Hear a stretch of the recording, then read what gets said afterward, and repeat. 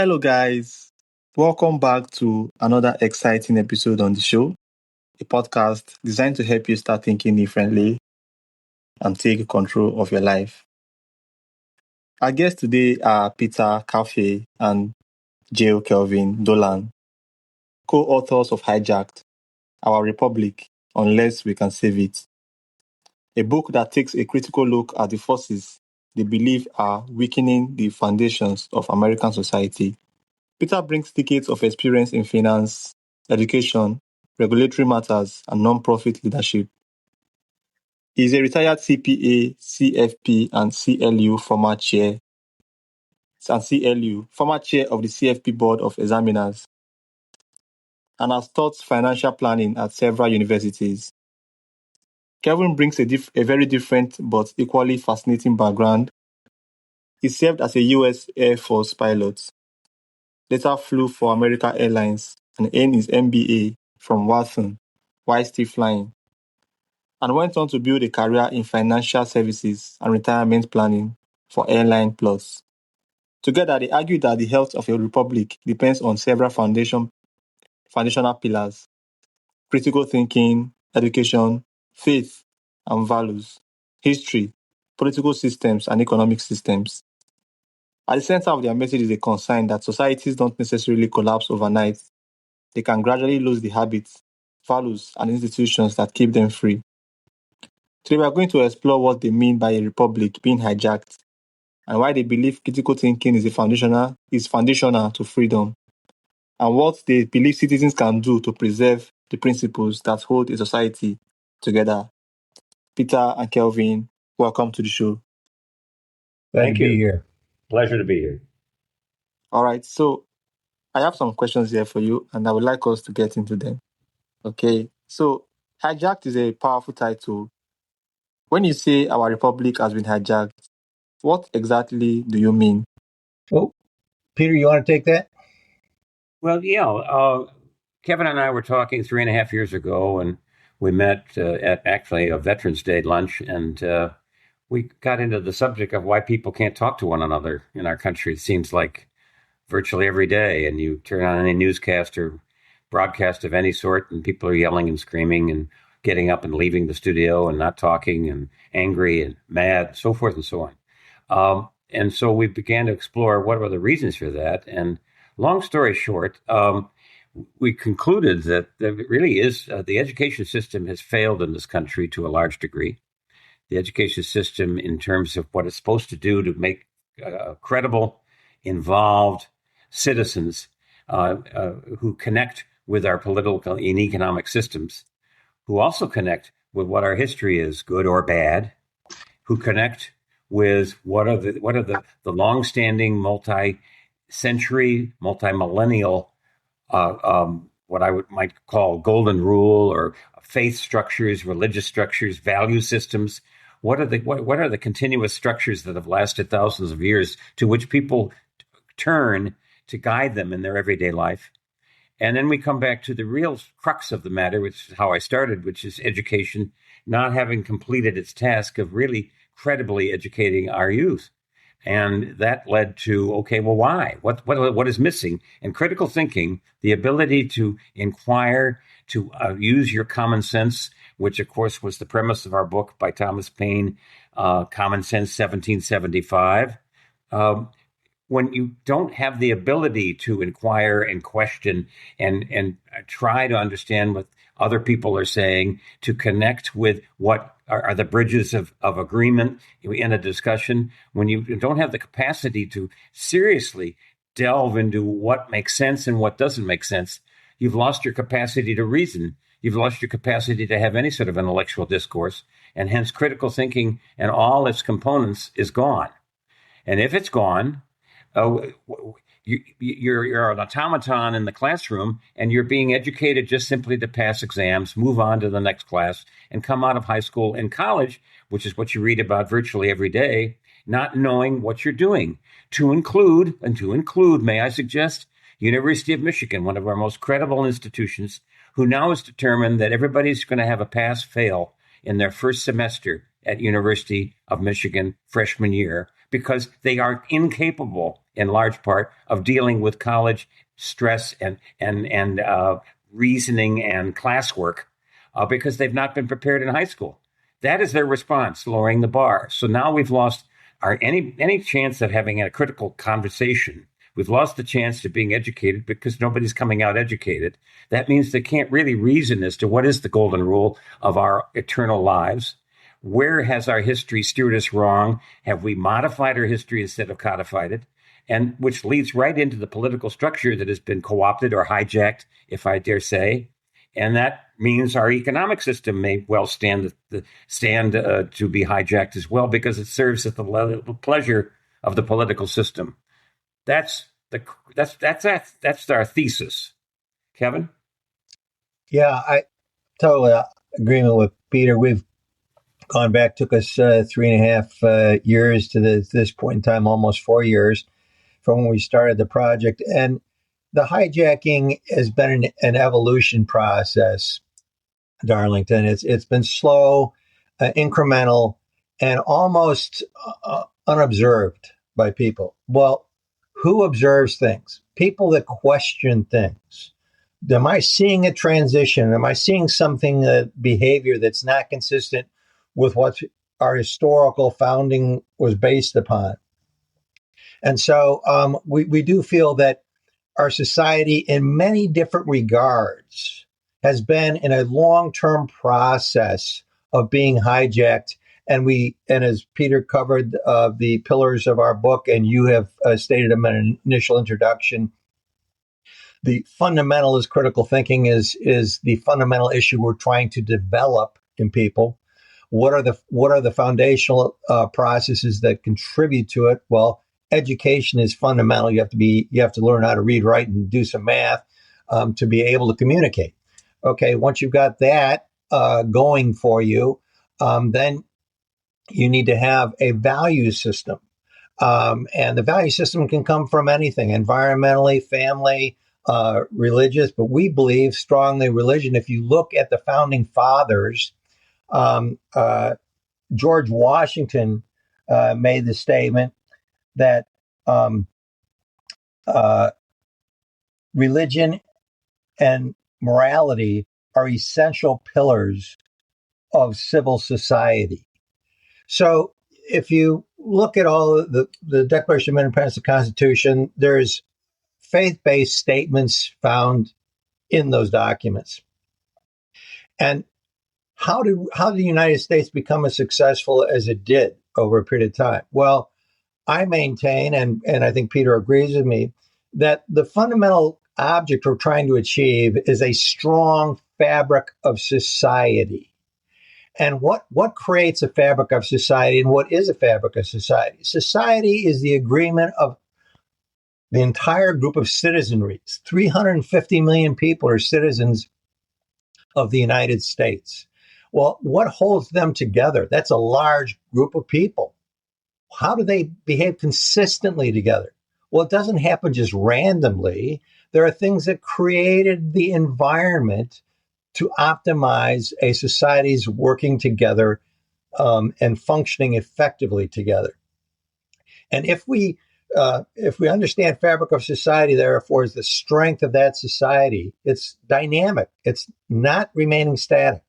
It's either strengthening because there's consistency and things that favor that people believe are developing stronger beliefs in their society, or it's weakening because people are beginning to not believe in their society.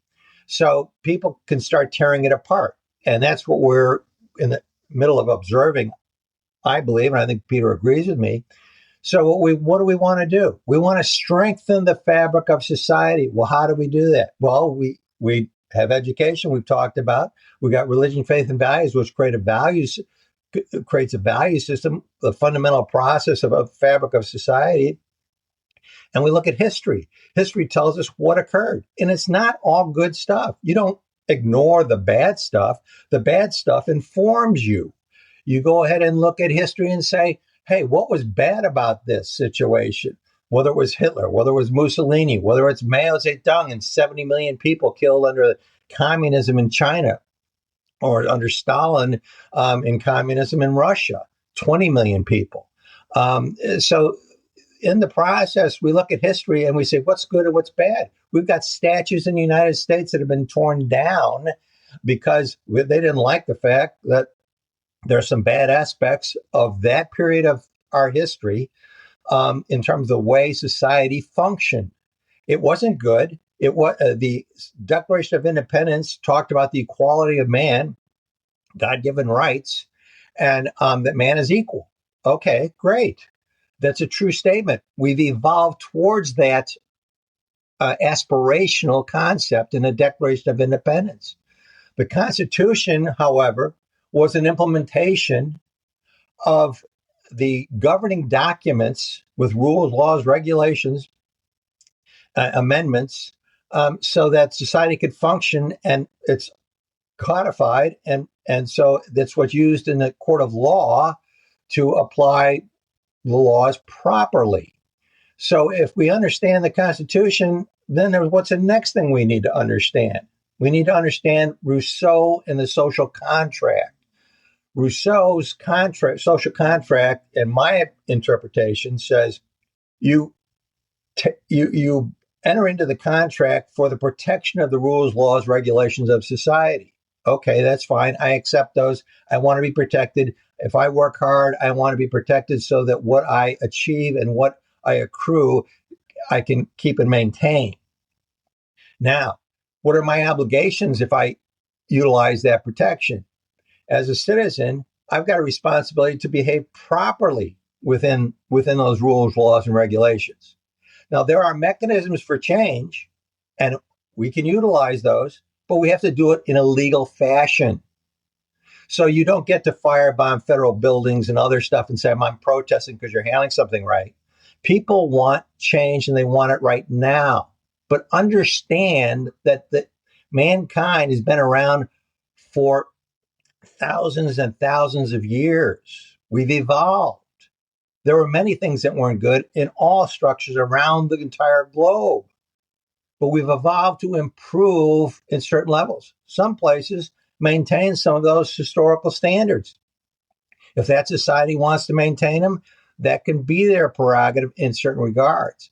But we are very proud of the United States in terms of what we've achieved, and we've raised more people out of poverty than has ever been done in the history of humankind. So from the hijacking process to understanding that we're selling the social contract, we get the protection, we have responsibility to live within it, and we've got opportunities with mechanisms to change it. But those changes should work to enhance and further strengthen the fabric of society.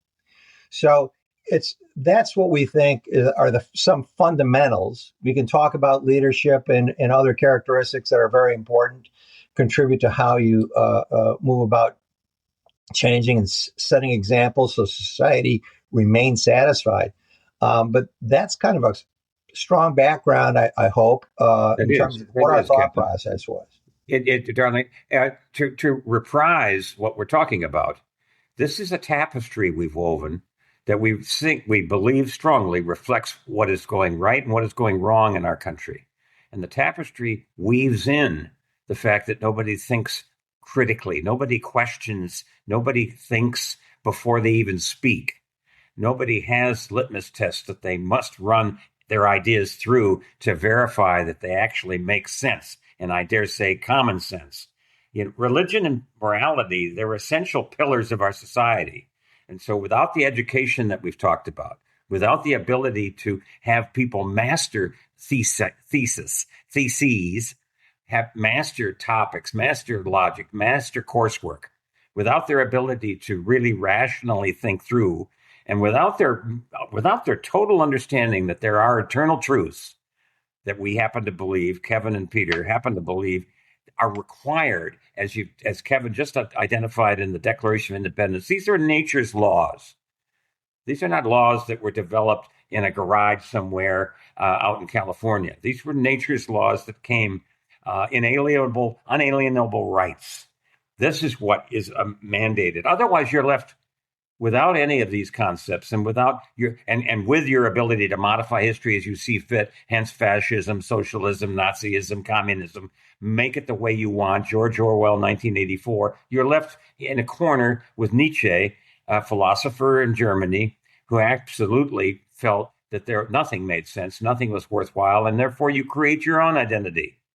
And now it's my task to force my identity on you, because that's all I have is my identity. And you better believe it, or you're going to pay the price for not believing it. And that's what we see confront us every day in this country in any sort of medium of exchange, intellectual or otherwise. These are the real problems. And it leads us right back to what could be the doom of civilizations. And then I'll be quiet.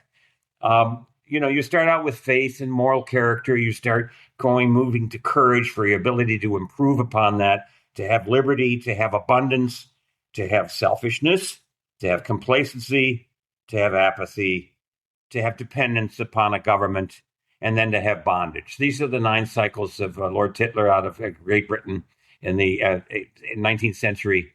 18th century. 18th century, and these are cycles that Ray Dalio in Changing World Order identified too. And his strongest chapter is on education. And without that, civilizations fall away and disappear. Okay, thank you so much. So, you identify 6 pillars: critical thinking, education, religion and values, history, political system, and economic systems. Why did you choose this as the foundation of a healthy society, Kevin? We in our discussions had many ideas. After we met, we started talking about where society was. It's a huge problem, as Peter has stated, and people carrying on conversation, where people took offense at someone's opinion. We find that to be very terrible for this potential progress of society. So what we felt we needed to do was outline, which we therefore led to numerous discussions before we got into heavy writing, was about organization. What are the critical parts? How would we think about breaking this thing down? And so as we had more discussions, we realized that critical thinking was the primary goal. Everybody's got to be better at critical thinking.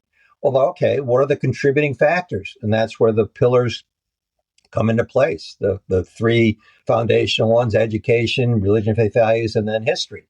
Okay, when you have those 3 understood and systems put in place to recognize those, and people being educated to understand those, then you're ready to talk about political systems. And in talking about political systems, you need to talk about economic systems. Well, then you have to realize that the economic systems in any country serve at the convenience of the political system, as Peter said earlier. And that's a critical phrase. A political system can ruin an economic system with poorly thought out provisions that they want to make into law. And if that's the case, they can disincentivize people. And what you want is strong incentives and motivation to harness the power of pursuit of self-interest, so that people, without supervision in pursuing their own self-interest, contribute to society. That's one of the interesting things about capitalism. It harnesses the power of pursuit of self-interest if done properly. And capitalism is the only economic system that we think does that very effectively. Winston Churchill was once asked what he thought of democracy, and he said it was the worst system, except for all the rest. Humorous process. He had a great sense of humor. He had a great turn of numerous phrases, and that one really hit home.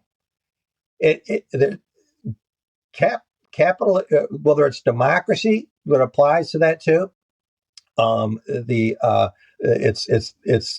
It's the worst system except for all the rest, but it also applies to capitalism as an economic system. It's the worst system except for all the rest. So what have you got? Well, we think in the United States, we want to avoid tyranny of the majority, which is the simple majority is pure democracy. It's just You vote on a topic, majority wins, etc. But we want it in a nation with, you got states with small population, but very important because they're raising the agrarian product from the farms so that people can eat. Okay, well, there's not as much population, but they're very important in their function. So what did our founding fathers do? They gave us a tricameral system. They gave us the Congress, the Senate, the executive branch, and the judicial branch. And between those three branches, the Congress is made up of both congressional representatives as well as the senators. When you're taking Congress, the executive branch, and the judicial branch, you got checks and balances. And that's a critical concept. Checks and balances work so that you can't move things too rapidly, get too far away from what is a good system before you find out that some of the changes you may want to make don't work very well. And that's the reason for our litmus tests. We think that if you're going to do something, people say, well, I don't like this. I want this changed now. Well, you're only here for a nanosecond in the history of humankind. Things probably aren't going to change that rapidly, but you can be involved in change, and there are mechanisms to do so. But first off, if you think there's a problem, well, then identify the problem. But be careful. Don't identify something and think it's the problem when you're really only identifying a symptom. So therefore, ask yourself the question, is this a symptom of the real problem, or is it in fact the real problem? If you solve symptoms, you're going to play whack-a-mole for the next decade. You're not going to solve an issue. But if you solve the problem, you come up with some solutions to the real problem. That's great. That's good critical thinking. But in the process, you have to ask yourself some very fundamental litmus questions. Will this solution be sustainable in the long term? If it's only sustainable for a little bit because it's so expensive to implement, then you can't sustain it and keep it going for a long time. That's not a good solution. Is it consistent? If we want the fabric of society to be strengthening, we've got to have all mankind, all our citizens of our country believe that a policy is well designed and they feel treated fairly if that solution is put in place. I'm being treated fairly. It's improved our society's structural process, and therefore my strength, the fabric of society, can improve a bit.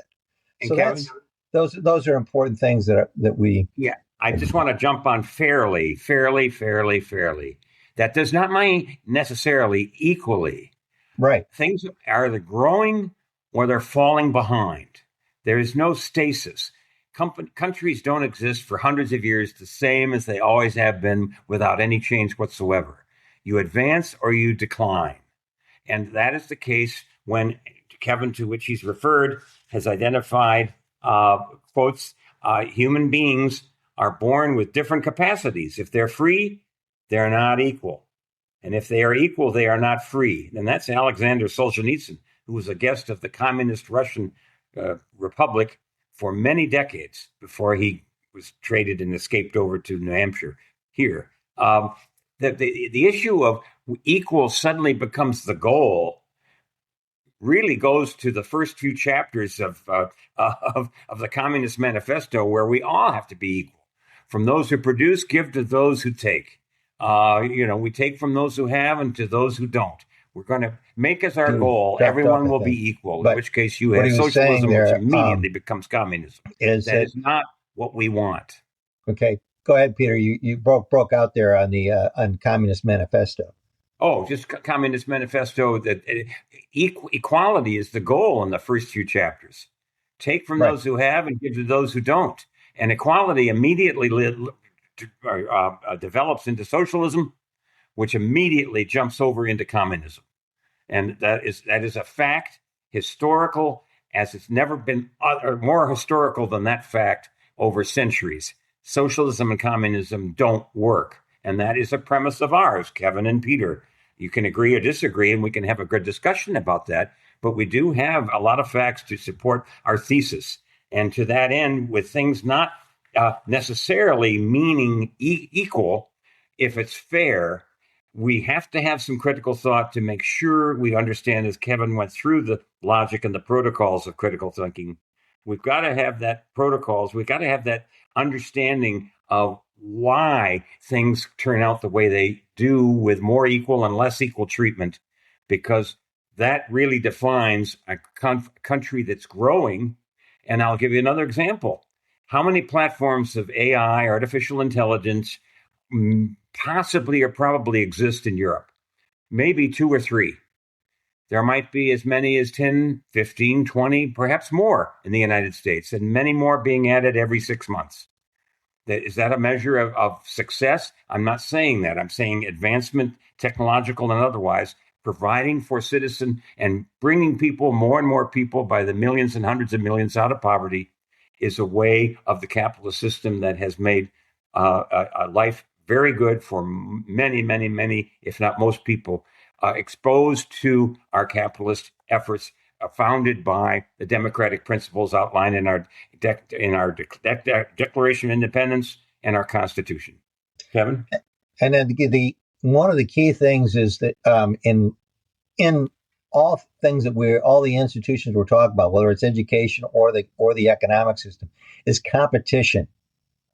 It's people seeing that they've got an opportunity to present something better, to create a better system, create a better product, create something that improves the value of what people receive for their money invested.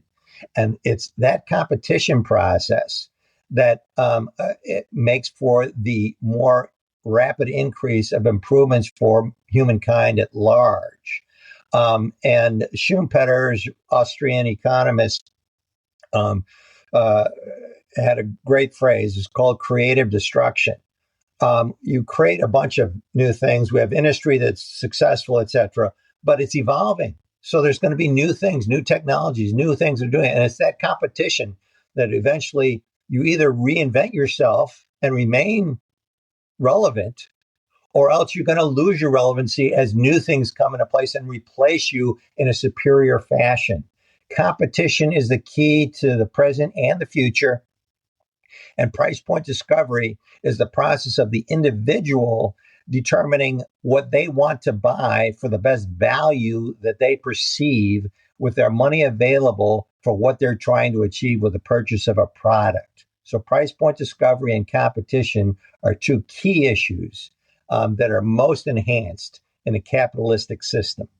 Okay, thank you so much. That was so wonderful. So let's talk about one of the major concerns in Hijacked. One of the major concerns is indoctrination. How can parents, educators, and citizens distinguish between education and indoctrination? Peter? Well, indoctrination is the result of not teaching to master a topic, no matter how long or how short it may take, of not critically analyzing and thinking through and injecting common sense into the discussion of whatever that topic is, and rationally going through the protocols that Kevin outlined in terms of a litmus test of, does it make sense? Is it sustainable? Is it consistent? Is it long-lived?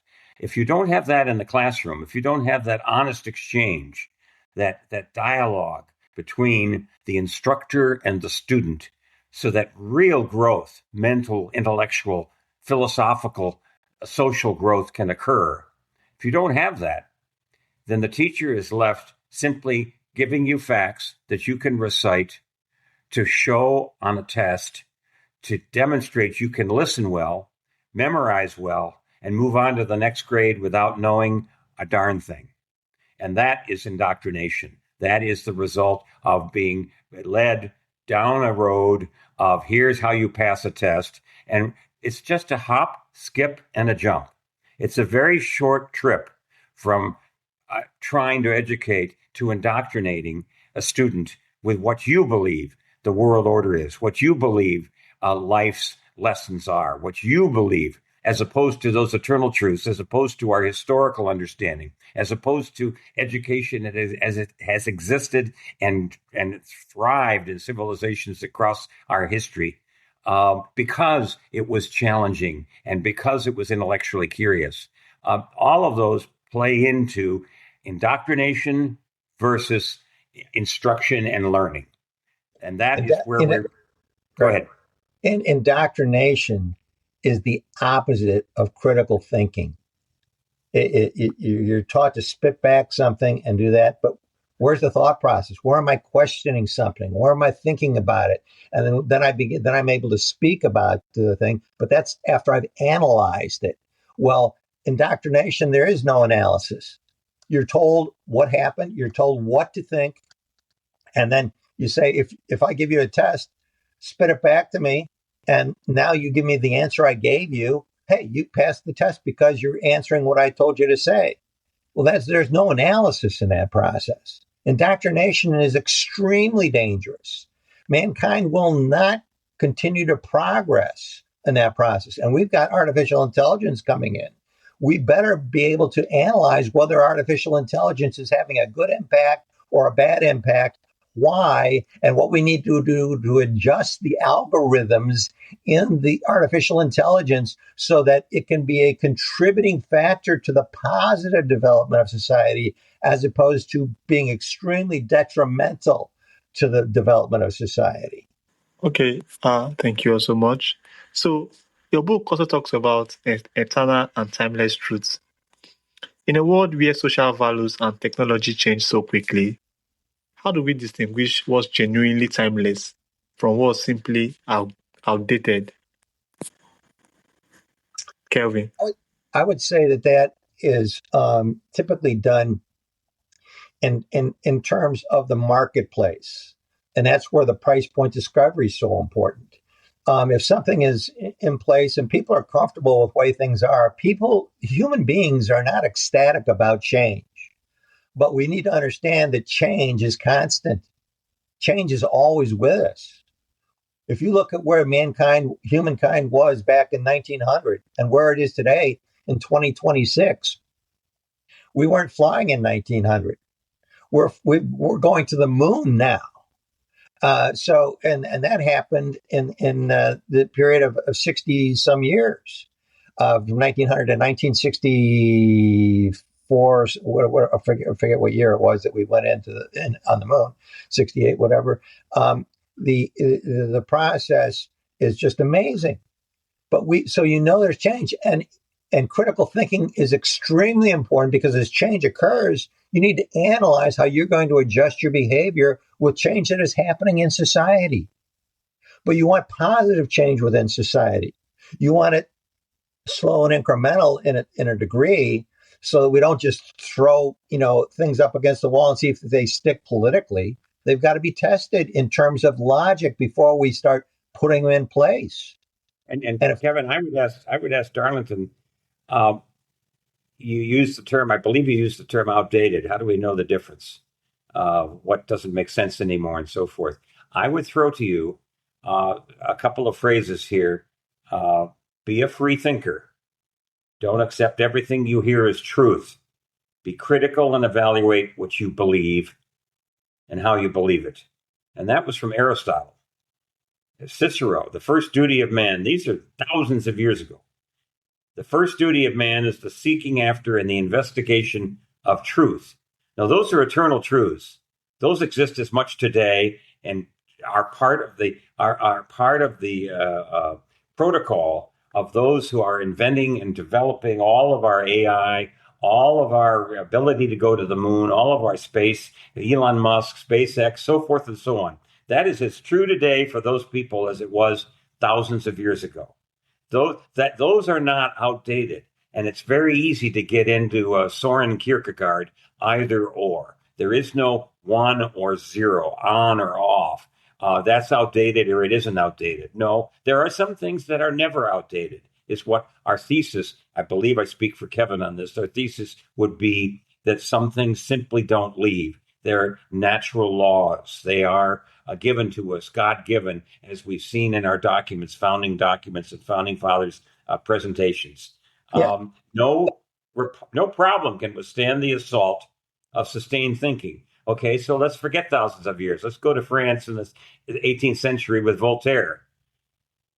Yeah. Nothing can withstand the assault of sustained thinking. Go ahead. Well, with regard to where we're at in this sustained thinking, that's what this is all about.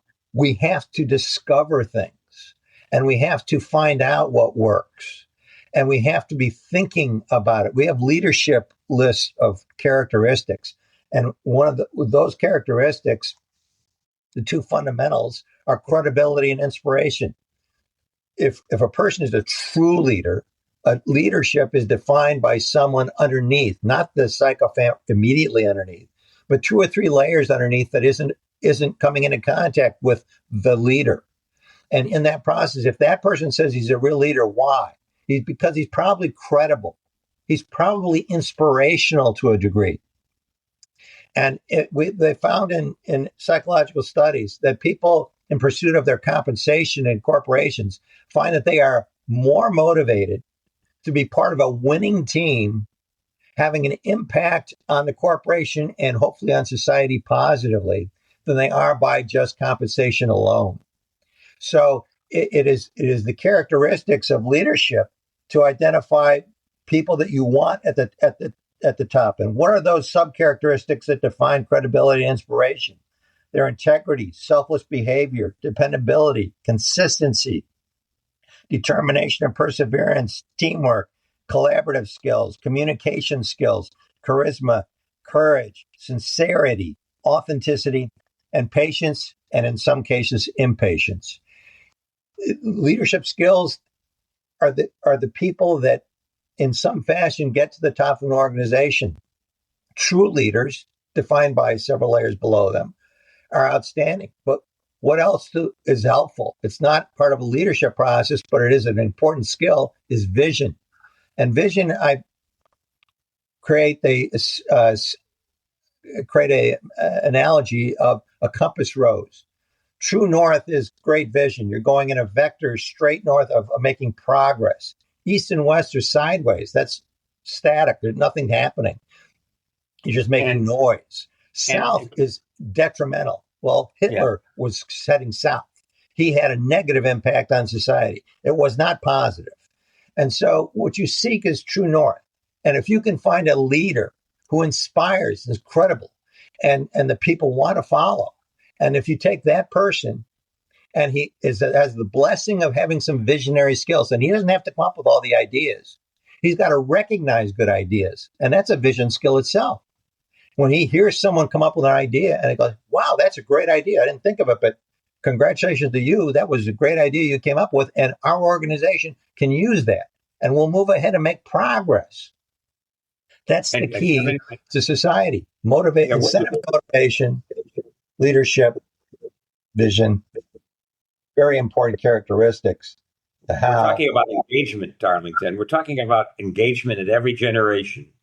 We're talking about those who, with critical thought and providing that leadership to which Kevin refers, of being that leader, of following that leader, of being engaged in that process called leadership and moving to a better, more advanced, more higher plane of existence. That would be a goal of a thriving society. And we, again, like a tapestry, we've woven in the components of what we believe are critical to that thriving society. Just two quotes for you. Those who want to reap the benefits of a great nation must bear the fatigue of supporting it. And violence is not necessary to destroy a civilization. Each civilization dies from indifference towards the unique values which created it. The world will not be destroyed by those who do evil, but by those who watch them do evil without doing anything. Engagement. And you can't engage without critical thought and common sense and inspiration to delve and drive deeper into a subject to really understand it and have your common sense put into practice. Okay. So if you could sit down with the next generation of American leaders and give them one lesson from Hijacked, what would you want them to remember? I want them to remember that they are individual citizens that make a difference in this country. And they should be focusing on the fabric of society and the ingredients that contribute to the strengthening of the fabric of society that we've covered here in this podcast. Our children are our seed corn, Darlington.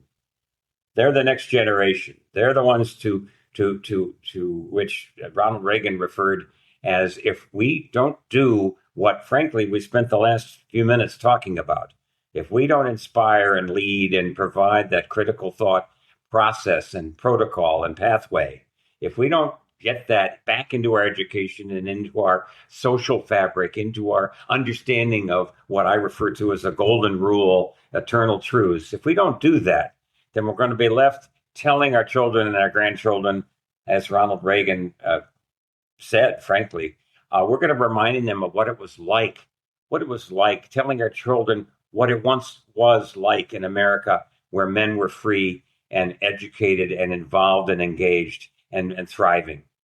That's what we're going to be left with. So really summing it up, all of the pillars that we talk about in this book, to the leaders of society to which you referred, Darlington, reminding them that it all starts with education, and that can't happen without critical thought. And that tapestry takes threads and moves you right into that religion, faith, and value that are eternal. Don't tell me it's outdated. There are many things that are not outdated, that exist as now today as they did thousands of years ago. And don't tell me what your version of history is. I want to know what history was, good or bad. I want to know it, and I want to understand it, and I want to apply it so we don't make the same mistakes twice. And then apply that to our political structure as we've identified it with the greatest experiment, which was for the first time in history, the individual was made and put on par with the government, created by the individual, and subject to the individual supervision and monitoring. That was our democratic republic, and that cannot be forgotten. I didn't say democracy, I said democratic republic, that has the different houses of Congress and the president and the legislature, the judicial, all of which work together in the protection of the individual. Again, the first time ever in the history of mankind, humankind, that has ever happened. So reminding people that this is an experiment worth fighting for. Okay, so finally, Peter and Kevin, this conversation goes far beyond politics at its heart.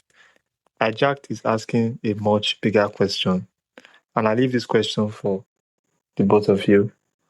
What does it take for a society to remain free, responsible, and capable of governing itself? Peter, you go first, then Kelvin. To be engaged, to do something as simple as two women in 2021 did in Vero Beach, Florida, Moms for Liberty, that eventually went on in the first 5 years to contact, to be engaged with, to teach, to guide perhaps as many as 3,500 school boards as to how to take back the educational process in each of those school boards. Unlike Mr. McAuliffe in Virginia, who is on record as having said, parents should have nothing to do in telling teachers what to teach, quote unquote. That is a process that you can grab hold and take charge of what is going to produce the seed corn into adults to have us carry on our great experiment called the United States of America. And you grow from there. You develop that. You get engaged in all the different aspects of society and don't let things fall away. Don't be indifferent, because indifference leads to bondage and servitude. I totally agree with Peter. And in 4 years, we never had an argument. It was always intellectual exchange of ideas. We disagreed on a few things. We talked about them, and we worked into our mutual understanding, which helped us both grow as individuals. But I would say, in terms of answering a question, Darlington, that there's two sources. There's the negative source and the positive source. You want to avoid the negative, and I'll use one term for the negative. You want to avoid the envy. People don't like seeing other people being successful and having a lot of things and that kind of stuff. That's envy. That's terrible. I'm happy for people that have things. I'm happy that people have worked hard. I've worked 7 days a week for my entire life. Still do. And I don't begrudge people having more than me. And I try and be careful and thoughtful about what I have. and I try and be generous. In the process, that's the negative side of envy, is a bad characteristic that unfortunately can infect a society. It's a terrible thing. On the positive side, we can seek to be involved. We can seek those positive characteristics that we've discussed here, whether they're the list for leadership, whether it's analyzing using the litmus tests or whatever. But we want to seek to be a positive contributor to the fabric of society. And we don't want to be a negative contributor through the evil aspect of envious behavior and jealousy. That is a terrible thing. So there's both negative and positive, and we want to focus and keep them both in their proper place. All right. Thank you so much. Whether listeners agree with every argument in the book or not, the challenge to think critically, understand history, examine our assumptions, and take responsibility for the kind of society we help create is certainly worth considering. Thank you both for joining us today and for sharing the ideas and experiences behind Hijacked, Our Republic, Unless We Can Save It. Thank you so much, Darlington. We enjoyed the podcast. Enjoyed being with you. Okay, so for listeners who would like to get their hands on Hijacked and know more about you guys and connect with you guys, how can they do that? They can do it on our website, hijackedourrepublic.com. It's hijacked with an ED at the end, hijackedourrepublic.com. And you can buy the book. There's buttons there that'll get you, or you can go to Amazon directly, which you would get from our place too. You can have a hardback, softback, Kindle, or audio. All four forms are available. So hopefully they will take a look at that. And on our website, we've got several podcasts, and Darlington will help you. You'll send the link to yours, and we'll put it on our website too. But there's a very interesting song at the button that refers to podcasts. It's it's at the top of that page when you hit that button.